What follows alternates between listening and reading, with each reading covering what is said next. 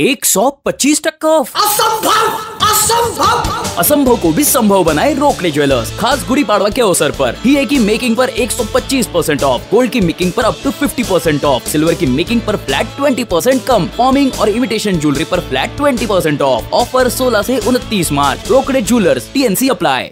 नमस्कार, VKB न्यूजच्या मराठी बातमीपत्रात आपलं स्वागत। सविस्तर बातम्याआधी नजर टाकूया हेडलाईन्सवर। नागपूर हल्ल्याचा मास्टरमाइंड अटक, नितीन गडकरी विरुद्ध लढवली होती निवडणूक, आता भडकावतो आहे दंगली। विहिप आणि बजरंग दलाच्या 8 कार्यकर्त्यांचं आत्मसमर्पण, कोतवाली पोलीस ठाण्यात आत्मसमर्पण। पांढराबुडी मर्डर प्रकरणात आरोपी अटक, प्रशांत इंगोले 16 मार्च पासून होता फरार। राज्याला वादळी वाऱ्यासह पावसाचा येलो अलर्ट, 3 दिवस वादळी पावसाचा इशारा। आता सविस्तर वृत्त।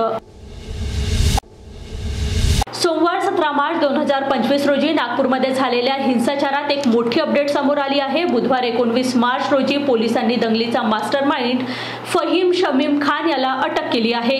पोलिसांनी यापूर्वीच त्याचा फोटो प्रसिद्ध केला होता।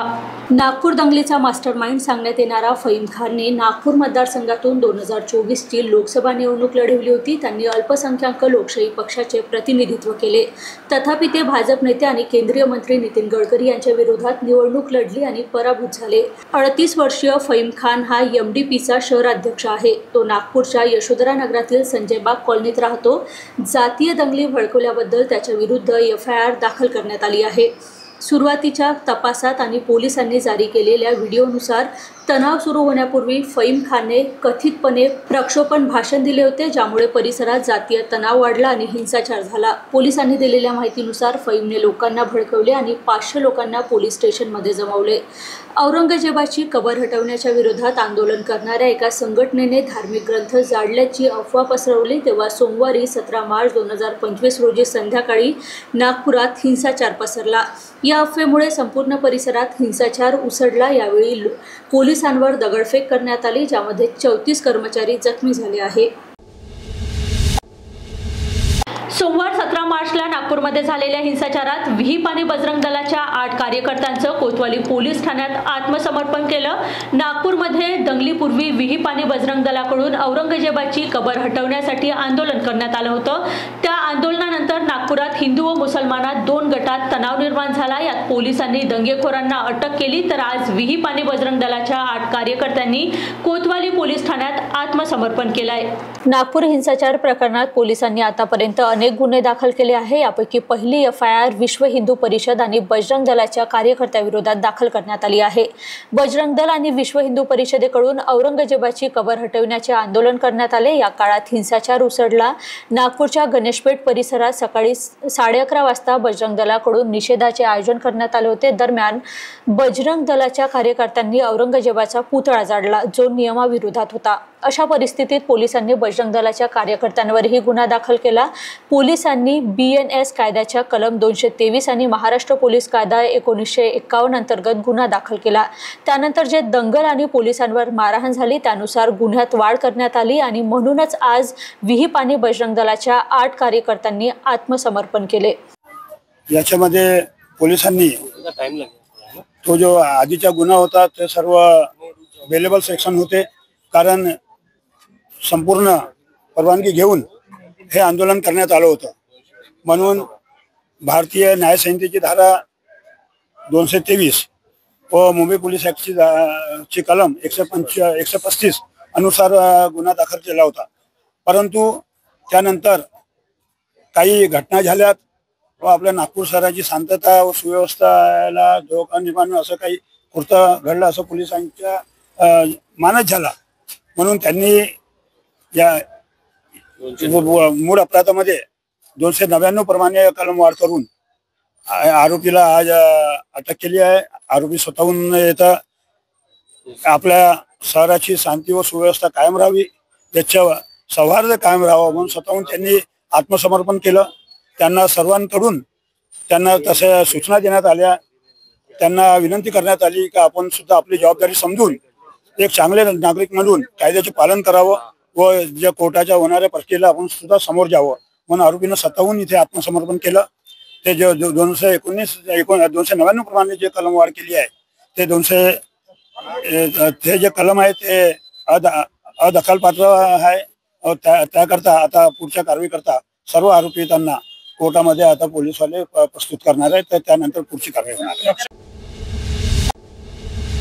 रविवारी पहाटेच्या सुमारास अंबाझरी पोलीस ठाण्याच्या हद्दीत पांढराबोडी भागात गँगवार भडकले. यामध्ये कुख्यात प्रशांत इंगोले राहणार पांढराबोडी याने मित्र दीपक गोविंद बसवंत वय 34 वर्ष राहणार पांढराबोडी याचा चाकूने भोसकून खून केला. पोलिसांना दारू विक्रीची माहिती दिल्याच्या संशयावरून प्रशांत इंगोले यांनी आपल्या मित्राची हत्या केली व घटनानंतर फरार झाला होता. अंबाझरी पोलीस व क्राईम ब्रांचच्या टीमने त्याला अटक केली आहे. पुढील तपास पोलीस करीत आहे. माझ्याकडे अंबाझरी पोलीस स्टेशन पांढराबोडी येथे झालेल्या मर्डरचा तपास आहे. त्यातील आरोपी प्रशांत इंगोले हा दिनांक 16 पासून फरार होता. त्याला काल क्राईम युनिट आणि आमच्या टीमने DB पथकाने वरिष्ठांच्या मार्गदर्शनाखाली शोध घेऊन त्याला काल ताब्यात घेतलेला आहे आणि अटक केलेली आहे. याच्यापूर्वी त्याच्यावर रेकॉर्ड आहे, बरेचसे गुन्हे आहेत त्याच्यावर नोंदलेले, त्याच्या प्रतिबंध कारवाया सुद्धा झालेल्या आहेत. तर त्यामुळे तो जंगलात आणि इतरत्र भटकत होता. त्याच्यानंतर काल त्याचा शोध घेऊन तांत्रिक पुराव्याच्या आधारावर त्याचा शोध घेतलेला आहे आणि त्याला अटक करण्यात आलेली आहे. पावेतो एकूण 3 आरोपी अटक करण्यात आलेले आहेत सदर गुन्ह्यात. गेल्या आठवड्याभरापासून विदर्भात उन्हाच्या चटक्याने नागरिक हैराण झाले आहे. ही उष्णतेची लाट आता हळूहळू कमी होत असली तरी उकाड्याने नागरिक प्रचंड हैराण आहेत. दरम्यान आता भारतीय हवामान खात्याने येत्या 2 दिवसात विदर्भात वादळी वाऱ्यासह पावसाचा इशारा दिला आहे. होळीपूर्वीच नागपूर शहर आणि विदर्भातील पाऱ्याने 40 ओलांडल्याने यंदाचा उन्हाळा तापदायक ठरणार आहे असे संकेत हवामान खात्याने दिले. मात्र या आठवड्यात विदर्भात 3 दिवस वादळी पावसाचा इशारा देण्यात आला आहे. अरबी समुद्रात कमी दाबाचे क्षेत्र निर्माण झाल्यामुळे महाराष्ट्राच्या वातावरणात मोठे बदल होण्याची शक्यता हवामान खात्याने वर्तवली आहे. मध्य भारतातील वाऱ्यांच्या एकत्रित प्रभावामुळे सध्या ईशान्य भारताकडून खाली मुसळधार पावसाची शक्यता वर्तवली आहे. याचा प्रभाव विदर्भासह मध्य महाराष्ट्र व मराठवाड्यातील काही जिल्ह्यांवर होण्याचीही शक्यता आहे. सध्या चक्राकार वाऱ्याची स्थिती तसेच पश्चिमी चक्रावतांना प्रभाव छत्तीसगड ते विदर्भाच्या भागात सक्रिय आहे. मध्य महाराष्ट्र आणि मराठवाड्यातील काही ठिकाणी येत्या 5 दिवसात हलका पाऊस होणार असून विदर्भातील काही जिल्ह्यांना येत्या 2 दिवसात म्हणजेच 20 ते 22 मार्च दरम्यान वादळी वाऱ्यासह हलक्या ते मध्यम स्वरूपाच्या पावसाची शक्यता वर्तवण्यात आली आहे. यावेळी 40 ते 50 किलोमीटर प्रति तास वेगाने वारे वाहण्याची शक्यता आहे. 21 मार्चला वाशिम, यवतमाळ, वर्धा, चंद्रपूर, नागपूर, भंडारा, गोंदिया आणि गडचिरोली या जिल्ह्यांना पावसाचा येलो अलर्ट देण्यात आला आहे. 22 मार्चला वाशिम, नागपूर, भंडारा, चंद्रपूर, गोंदिया आणि गडचिरोली या जिल्ह्यांना पावसाचा येलो अलर्ट देण्यात आला. 19 ते 20 मार्चला छत्रपती संभाजीनगर, जालना, परभणी, हिंगोली जिल्ह्यात तुरळक ठिकाणी वादळी वाऱ्याचा पाऊस होण्याची शक्यता आहे. तर 21 मार्चला परभणी, हिंगोली व नांदेड जिल्ह्यात हलक्या स्वरूपाच्या पावसाची शक्यता आहे. आता घेऊया एक छोटासा ब्रेक. 125% ऑफ. असंभव को भी संभव बनाए रोकड़े ज्वेलर्स. खास गुड़ी पाड़वा के अवसर पर हीरे की मेकिंग पर 125% ऑफ, गोल्ड की मेकिंग पर अप टू 50% ऑफ, सिल्वर की मेकिंग पर फ्लैट 20% कम, फॉर्मिंग और इमिटेशन ज्वेलरी पर फ्लैट 20% ऑफ. ऑफर 16 से 29 मार्च. Rokade jewellers, TNC apply. Break नंतर पुन्हा आपलं स्वागत. शहरातील अतिशय गजबजलेल्या महाल, हंसापुरी, भालदारपुरा यासह गणेशपेठ तहसील आणि कोतवाली पोलीस ठाण्याच्या हद्दीत अद्यापही तणावपूर्ण शांतता आहे. असं असलं तरी सोमवारच्या घटनेमुळे नागरिक प्रचंड भयभीत आहे. लोकांच्या मनात निर्माण झालेली भीती दूर करण्याच्या उद्देशाने नागपूर शहर पोलिसांकडून या सर्व भागामध्ये रूट मार्च काढण्यात आला. नागपूर शहर पोलीस आयुक्त रवींद्र सिंगल यांच्या नेतृत्वाखाली हा रूट मार्च काढण्यात आला आहे. सोमवारी रात्री निर्माण झालेल्या परिस्थितीनंतर मंगळवारी नागपूर शांत आहे. असं असलं तरी शहरातील अनेक भागामध्ये तणाव अजूनही कायम आहे. महाल परिसरातील तणाव निवडण्याच्या दृष्टीनं पोलिसांनी प्रयत्न सुरू केले आहे. स्वतः पोलीस आयुक्त रवींद्र सिंगल परिस्थितीवर लक्ष ठेवून आहे. तणाव असलेल्या भागात नागपूर पोलिसांचा रूट मार्च काढण्यात आलाय. रूट मार्च काढताना कोणी अप्रिय घटना घडविण्याच्या तयारीत तर नाही ना याची खातरजमा नागपूर पोलिसांनी केली. त्याचबरोबर नागरिकांच्या पाठीशी नागपूर पोलीस आहे हा विश्वास निर्माण करण्याचा प्रयत्न केला जात आहे। घडलेली घटना गंभीर आहे, आम्ही या घटनेला गांभीर्याने घेत आहोत। यामध्ये जे कोणी लोक सहभागी असतील त्यांच्यावर कारवाई करणार आहोत। यामागे कोणी मास्टर माइंड आहे का त्याचा शोध घेत आहोत, अशी माहिती पोलिसांनी दिली।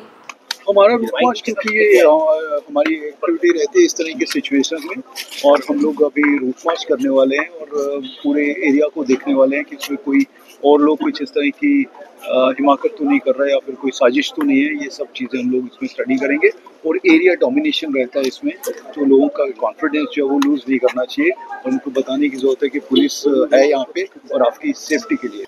इसमें जो है अभी तक 5 केसेस इसमें रजिस्टर हुए हैं और इसके अलावा जो है लगभग 50 लोगों को इसमें अभी तक अरेस्ट किया गया है और उनके ऊपर आगे कार्रवाई चल रही है, क्योंकि अलग अलग जगह पे मैं आपको बता नहीं पाऊंगा कि क्या इसमें फर्दर है। रामटेक बस स्थानकावर प्रवाशाकरता शुद्ध पाण्याची व्यवस्था ही धुडकात असलेल्या पाण्याचा फिल्टर वापर करून दूषित असलेल्या टाकीतून प्रवाशाकरता पिण्याकरता वापरण्यात येत आहे। या पिण्याच्या पाण्याची व्यवस्था ही आगार प्रमुख व्यवस्थापन मार्फत न करता नवीन बस स्थानकाचे काम चालू असलेल्या कॉन्ट्रॅक्टर द्वारा केल्या जात आहे। कॉन्ट्रॅक्टर द्वारा स्वतःच्या खर्चातून शिफ्ट करून त्या माध्यमातून प्रवाशांची गैरसोय होऊ नये याकरता मानवी मन म्हणून त्यांनी स्वखर्चातून ही टाकी लावून जुन्या अस्वच्छ आणि पडीत असलेल्या फिल्टरमध्ये पाण्याची व्यवस्था करून प्रवाशांना पिण्याची सोय केलेली आहे। या पिण्याच्या पाण्याची व्यवस्था ही अत्यंत दूषित अशी आहे। याचे वास्तव भयान असे जुन्या बसस्थानकामध्ये जंग चढलेले व खराब झालेले फिल्टर उपलब्ध होते, ज्यात पाणी हे फिल्टर होत नाही। अशा टाकीमध्ये टँकरद्वारा पाणी आणून एका बांधलेल्या टाक्यात सोडले जाते आणि पंपाच्या द्वारे टाकीत वर ओढून ज्या टाकीमध्ये कायम डास आहेत अशा टाकीत सोडून हे पाणी फिल्टरमध्ये सोडले जाते। परंतु त्या फिल्टरमधील पाणी हे शुद्ध होत नसून तसेच पाणी प्रवासी पित आहे। याकडे आगार व्यवस्थापक काळजीपूर्वक दुर्लक्ष करून प्रवाशांच्या आरोग्यासोबत खेळत आहे, जे की विज्ञानातील होत असलेली ही 60% रोगही पाण्यामुळे होत असतात। यामुळे ग्रामीण भागातील येणाऱ्या प्रवाशांना या पाण्यामुळे धोका उद्भवत आहे। प्रशासनाने व आगार व्यवस्थापकाने याकडे लक्ष घालून तातडीने शुद्ध पिण्याच्या पाण्याची व्यवस्था या रामटेक बस स्थानकात करावी अशी मागणी प्रवाशांकडून होत आहे। आसाम मेंबरियम कंपनीचा एक सुपरवायझर बोलतो आहे। मी इकडे 8-10 दिवस झाले की इथं पाण्याच्या बहुत टंचाई असल्यामुळे इथल्या प्रवाशांना पाणी मिळत नाही सर। त्याच्यानंतर इथे मी काय केलं माहिती आहे का, इथलं महानगरपालिकेला कळवलं, जे माननीय गोंगलेजी यांना सांगू थकलो की इथं 15 दिवसापासून पाणीच नाही। त्याच्यानंतर मी काय केलं, DPM सर आहे जे रोडाच्या हायवे जे रोडाचं काम सुरू आहे त्या DPM सराशी कॉन्टॅक्ट केला। त्यांनी मला कमीत कमी 10 ते 15-20 टँकर पाणी मला याच्यामध्ये आणून दिलं, जेणेकरून ते प्रवासासाठी आणि गाड्या बसेस धुण्याकरता दिलं। त्याच्यानंतर मी डेपो मॅनेजरला म्हटलं, मॅडम तुम्ही पाण्याची काय व्यवस्था करत नाही? त्यांनी म्हटलं आमच्याकडे काही पाण्याची व्यवस्था नाही, हे सर्व नगरपालिकेकडे असतं आणि डेपो मॅनेजर म्हणतात की माझ्याकडे आहेच ते काही है ना। तर त्याच्यानंतर मी गोंगलेजीचा कॉन्टॅक्ट केला। त्याच्यानंतर मला रात्री 8 ते 9 वाजता सुमित भाऊ कोठारी आणि शहर प्रमुख शिवसेना शहर प्रमुख राजेशजी किंमतकर इकडे आले। मला विचारलं त्यांनी काय रे बाबा इथं काय प्रॉब्लेम आहे? म्हणलं सर इथं पाण्याची पुष्कळ त्रास आहे, प्रवाशांना पाणी मिळत नाही, काही नाही लोक एवढा विद्यार्थ्यांना शाळेतून एवढ्या दुरून विद्यार्थी येतात, त्यांना पाण्याची व्यवस्था होत नाही। मग मी काय केलं माहिती आहे का सर, मग मी स्वतःला बसस्टॉपच्या वरती मला पाण्याची टँक मिळाली, ती बघा पाण्याची टँक वरती लावली मी आपल्या स्वतःच्या पैशाने लावली ती टँक। त्याच्यानंतर काय केलं, मी नगर परिषदेला भेटलो, तिथून मी नगरपालिकेकडून त्या DPM सरांना ते लाईन जोडून मी त्या इथं पाणी बोलवलं आणि त्याच्यानंतर मी शाळेच्या विद्यार्थ्यांना आणि इथल्या प्रवाशांना कसं तरी मी पाणी पाजून आलं सर। पिंपरी चिंचवडच्या हिजवडी येथे आग लागून एक टेम्पो जळून खाक झाला, त्यामध्ये 4 मृत्यू झाल्याची अत्यंत दुर्दैवी घटना घडली आहे। व्योमा ग्राफिक्स कंपनीचे एकूण 12 कर्मचारी या टेम्पोत होते, मात्र आग लागल्यावर टेम्पोचं मागचं दार न उघडल्याने ते कर्मचारी आतमध्येच अडकले आणि त्यांचा होर पडून मृत्यू झाला, अशी माहिती समोर आली आहे। मिळालेल्या माहितीनुसार व्योमा ग्राफिक्स कंपनीचे एकूण 12 कर्मचारी या टेम्पोत होते। त्यावेळी हिंजवडी फेज 1 मध्ये चालकाच्या पायाखाली अचानक आग लागली। त्यावेळी चालक आणि पुढचे कर्मचारी तातडीनं खाली उतरले, मात्र मागचे दार न उघडल्याने 4 होर पडून मृत्यू झाला। 6 जण गंभीर जखमी असून त्यांच्यावर अतिदक्षता विभागात उपचार सुरू आहे। हिंजवडी पोलीस ठाणे हद्दीत फेज 1 रोडवर व्योमा ग्राफिक्स या कंपनीच्या टेम्पो ट्रॅव्हल MH14 CW3548 बसला अचानक आग लागली होती। आगीत टेम्पोमधील एकूण 12 प्रवासीपैकी 4 प्रवाशांचा आगीत होरपळून मृत्यू झाला। व्योमा प्रिंटिंग प्रेसची बस तमन्ना सर्कलवरून रेजनवानच्या दिशेने जात होती। अचानक बसला समोरून आग लागल्याने चालकाने उडी घेतली। ही घटना सकाळी 8च्या सुमारास घडली आहे। बसमध्ये एकूण 15 जण होते। त्यात पुढे बसलेल्यांनी तत्काळ खाली उडी मारली आणि ते बचावले। मागच्या बाजूस बसलेल्या लोकांची जीव वाचवण्यासाठी दरवाजा उघडण्याचा प्रयत्न केला, मात्र तो लॉक झाल्याने 4 कर्मचारी आगीत होरपळले आणि मृत पावले। ते चौघेही इंजिनियर होते अशी माहिती समोर येत आहे। जखमींना रुबी हॉल क्लिनिक हॉस्पिटलमध्ये उपचारासाठी पाठवण्यात आले आहे। शेतकरी नेते रविकांत तुपकर यांनी शेतकऱ्यांच्या मागणीसाठी पुन्हा एकदा आंदोलन सुरू केलं आहे। तसेच रविकांत तुपकर हे मुंबईत आंदोलन करणार असल्याने त्यांना रायगड पोलिसांनी रविकांत तुपकर आणि त्यांच्या सोबत असलेल्या शेतकऱ्यांना अडवले आणि रविकांत तुपकर हे आंदोलन करणार असल्याच्या भूमिकेवर ठाम आहेत। आम्ही काही दरोडेखोर नाही, चोर नाही, उचक्के नाही किंवा आम्ही अजमल कसाबच्या टोळीतले नाही, दौदच्या टोळीतले नाही। आम्ही शेतकरी आमचा हक्क मागायला आलेलो आहे। आमची भूमिका एकच आहे की सरकारने कर्जमाफीचं आश्वासन दिलं होतं ते सरकारने पूर्ण केलं पाहिजे। महाराष्ट्रातला शेतकरी सध्या प्रचंड अडचणीतून जातो आहे। शेतकऱ्यांना कर्जमाफी दिली पाहिजे। दुसऱ्या बाजूला सोयाबीन कापसाला प्रति क्विंटल 3000 रुपये डिफरन्स भावफरक दिला पाहिजे। ऊसाला एक रकमी FRP दिली पाहिजे, अन्यथा कारखान्यावर कारवाई केली पाहिजे। कांदा, दूध आणि धानाला अनुदान दिलं पाहिजे। त्याचबरोबर कल्याण भागामध्ये रेल्वेच्या नावाखाली झोपडपट्ट्या उद्ध्वस्त करण्याचं काम सुरू आहे, तर त्या लोकांना बेघर न करता त्यांचं पुनर्वसन केलं पाहिजे। त्याचबरोबर शेतीला पूर्ण वेळ वीज मिळाली पाहिजे। जंगली जनावरांचा त्रास आम्हाला प्रचंड होतो शेती पिकांना, म्हणून शेतीला मजबूत कंपाऊंड दिलं पाहिजे। अशा अनेक मागण्या घेऊन आज आम्ही मुंबईमध्ये आलेलो आहे।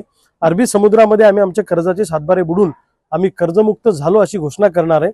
जेव्हा पिकलं तेव्हा लुटलं, आता देणं घेणं फिटलं, आम्ही तुमचं देणं लागत नाही अशी आमची भूमिका आहे। आता आम्ही पनवेलच्या जवळ आहे, या मंदिरामध्ये सगळे मुक्कामाला रात्री शेतकरी थांबलेले आहेत। बुलढाणा पोलिसांनी काल कहर केला, मग आमच्या सगळ्या कार्यकर्त्यांना अटक केली। जवळपास 250 गाड्या बुलढाण्यामध्ये थांबवल्या, चालकांना अटक केली, मालकांना अटक केली। तरी सुद्धा भूमिगत मार्गाने गनिमी काव्याने इथं शेतकरी पोहोचलेले आहे आणि आता पोलीस म्हणतात की आम्ही तुम्हाला इथून जाऊ देणार नाही। आमची भूमिका ठाम आहे, आम्ही इथून जाणार। वेळ प्रसंगी आम्हाला गोळ्या घाला, रक्ताचे पाठ वातील जर आम्हाला अडवाडीचा प्रयत्न केला। एकल महिलांना महिन्याला 5000 रुपये द्यावे, अंत्योदय योजनेतून 35 किलो धान्य मिळावे, एकल महिलांना 5 लाखाचे बिनव्याजी कर्ज देण्यात यावे, एकल महिलांना अंगणवाडी कर्मचारी व मदतनीस यासाठी प्राधान्य द्यावे, यासह विविध मागण्यांसाठी संभाजी ब्रिगेडच्या नेतृत्वात जिल्ह्यातील महिलांनी मोर्चा काढला। महिलांना न्याय मिळालाच पाहिजे, परिपक्व महिलांना न्याय मिळालाच पाहिजे, एकल महिलांना न्याय मिळालाच पाहिजे। आमची मागणी आहे की ज्या लाडक्या बहिणी आहे त्यांना मिस्टर असून म्हणजे पती वगैरे आहे तरी त्यांना आधार असून सुद्धा 1500 रुपये महिना देऊन राहिले तुम्ही लोक, जे सरकार। आणि आम्ही एकल महिला असून आम्हाला पूर्ण घराची जबाबदारी आहे, आम्हाला पण 1500 रुपये तुम्ही निराधार देऊन राहिले, तर मग आम्हाला निदान आम्हाला 5000 रुपये मागणी आहे आमची, निराधारची 5000 रुपये मागणी। आणि तुम्ही लाडकी बहिणीची 1500 देता, त्यात आम्हाला काही फरक नाही पडत आहे, आम्हाला काही फरक पडत नाही। पण आम्हाला आमची जी मागणी आहे, घरदार चालवा लागते, एका महिलेवर जबाबदारी आमची, एकल महिला आहे आम्ही, तर 5000 रुपये महिना आम्हाला देण्यात यावा सरकारने, आमचाही कुठेतरी विचार करण्यात यावा।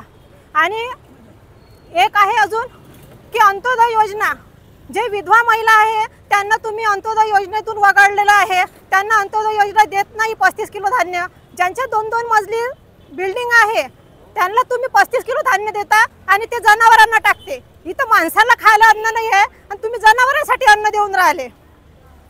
आणि जे बालसंगोपनची आमची एक योजना आहे, तर बालसंगोपनची आता 1 वर्ष झालं, आम्हाला अजूनही 22,000 रुपये मिळाले नाही। मुलांची शिष्यवृत्ती 2023 मध्ये मिळाली, आता अजूनही मिळालेली नाही आहे आम्हाला। म्हणजे असं काय जगाचं कसं? आम्ही एकटी महिला म्हटलं की किती घरच्या जबाबदाऱ्या आहे आम्हाला। असं आहे की ह्या सगळ्या एकल महिला आहे, विधवा व परित्यक्त्या महिला आहेत, ज्यांना पती नाही आहेत, ज्यांना यातल्या बऱ्याचशा महिला या आर्थिक दुर्बल घटकातील सुद्धा आहेत। आणि अशा परिस्थितीमध्ये त्यांचा संघर्ष हा डबल होतो। म्हणजे आपल्या मुलाबाळांचं भरणपोषण करणे, स्वतःचं भरणपोषण करणे हे या महिलांसाठी अशक्यप्राय गोष्ट आहे। सरकारने निवडणुकीच्या काळामध्ये लाडक्या बहिणींसाठी महिन्याला 1500 रुपये दिले, त्याचा आम्ही स्वागतच करतो, त्याला विरोध नाही। मात्र ज्या महिला एकल आहे, ज्यांचा संघर्ष दुप्पट आहे, त्यांना सुद्धा सरकार 1500 रुपये देऊन त्यांची थट्टा या ठिकाणी करत आहे। आणि म्हणून आमचं असं म्हणणं आहे की या महिलांना दर महिन्याला 5000 रुपये निराधार योजनेतून किंबहुना आमचं असं म्हणणं आहे की सरकारने विधवा व परित्यक्त्या महिलांसाठी नवीन योजना निर्माण करावी आणि त्यामधून 5000 रुपये महिन्याला यांना मानधन द्यावं। अगोदर जसं विधवा महिलांना आशा वर्कर आणि अंगणवाडी सेविकांमध्ये त्यांना प्राधान्य देण्यात येत होतं, अलीकडच्या काळामध्ये सरकारने ते बंद केलं, ते पुन्हा सुरू करावं आणि त्या नोकऱ्यांमध्ये आमच्या विधवा बहिणींना, परित्यक्त्या बहिणींना त्या ठिकाणी त्यांनी स्थान दिलं पाहिजे। पुन्हा या महिलांना बिनव्याजी 5 लाख रुपये कर्ज व्यवसाय उभारण्यासाठी सरकारने मिळवून दिलं पाहिजे आणि विधवा व परित्यक्त्या महिलांच्या पाल्यांना उच्च शिक्षणासाठी 100% शिष्यवृत्ती सरकारने दिली पाहिजे। यासाठी संभाजी ब्रिगेडच्या माध्यमातून आम्ही आमच्या सगळ्या बहिणी घेऊन आमच्या सगळ्या बहिणी घेऊन वर्धा जिल्हाधिकारी कार्यालयावरती धडक दिलेली आहे। महागाव तालुक्यात चिलगव्हाण या गावातील शेतकरी सरपंच साहेबराव करपे पाटील या शेतकऱ्याने आपल्या पत्नी व 4 अपत्याला घेऊन वर्धा जिल्ह्यातील पवनार दत्तपूर येथे सामूहिक आत्महत्या केली होती। पुसद येथे अहिंसात्मक मार्गाने 1 दिवसीय उपवास ठेवून अन्नत्याग आंदोलन करण्यात आले। शहीद शेतकरी साहेबराव करपे पाटील आणि त्यांच्या कुटुंबियांच्या शेतकरी आत्महत्येचे स्मरण व सर्जक म्हणून त्यांनी केलेला त्याग बलिदान व्यर्थ न जावो याकरता स्मृतिप्रित्यर्थ सामूहिक श्रद्धांजली देण्यासाठी पुसद येथे अहिंसात्मक मार्गाने 1 दिवसीय उपवास ठेवून अन्नत्याग आंदोलन करण्यात आले। अन्नत्याग आत्मकलेश आंदोलनात मोठ्या संख्येने शेतकरी सहभागी झाले होते। शासन व विविध ग्राहक चळवळीतील संघटना यांच्या संयुक्त विद्यमानाने वर्धातील विकास भवन येथे जागतिक ग्राहक दिन साजरा करण्यात आला आहे। या कार्यक्रमात ग्राहकांनी जागरूक राहावे, सजग राहावे, ग्राहकांनी खरेदी करताना शंका असल्यास वजन मापे तपासून घ्यावी, कुठेही फसवणूक होत असल्याचे आढळल्यास जागरूक ग्राहक म्हणून तक्रार करावी असे मार्गदर्शन कार्यक्रमाचे प्रमुख वक्ते अजय भोयर यांनी उपस्थित ग्राहकांना केली आहे। आज शासनाच्या वतीने जागतिक ग्राहक दिनाचा कार्यक्रम विकास भवन वर्धा येथे पार पाडण्यात आला आणि या ठिकाणी बऱ्याच मोठ्या प्रमाणामध्ये ग्राहक उपस्थित आहे। आणि या ठिकाणी मी हा प्रश्न मांडला की गेले 41 वर्ष होऊन गेलेले आहे। 24 डिसेंबर 1986 रोजी ग्राहक संरक्षण कायदा आला, पण 41 वर्षाचा कालावधी होऊन देखील ज्याप्रमाणे ग्राहकांमध्ये जागरूकता पाहिजे ती जागरूकता मात्र अजूनही निर्माण झालेली नाही आहे। ग्राहकांमध्ये उदासीन भूमिका आहे, शासनामध्येच आहेत, कारण की फक्त 24 डिसेंबर आणि 15 मार्च हे 2च दिवस फक्त ग्राहक दिनाचे कार्यक्रम शासन स्तरावर घेतले जाते।